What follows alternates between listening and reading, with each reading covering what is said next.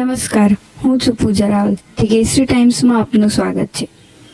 સાબરકાંઠા જિલ્લામાં દેશી તથા વિદેશી દારૂની ગેરકાયદેસર પ્રવૃત્તિ અટકાવી નેસ્તનાબૂદ કરવા માટે અસરકારક કામગીરી કરવા ગાંધીનગર વિભાગ પોલીસ ટીમ દ્વારા સાબરકાંઠા જિલ્લા પોલીસને સૂચના અપાઈ હતી.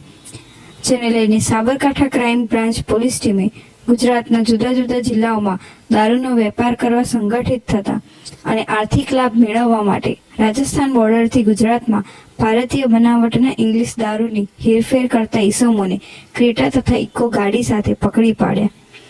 આ ઈસમો પાસે દારૂ વગેરે મળી કુલ 10,25,520 કિંમતનો મુદ્દામાલ મળી આવ્યો છે. આ ઈસમોને ગાડી અને મુદ્દામાલ સાથે પકડી સાબરકાંઠાની લોકલ ક્રાઇમ બ્રાન્ચ પોલીસે તેમની વિરુદ્ધ પ્રોહિબિશનનો કેસ દાખલ કર્યો છે.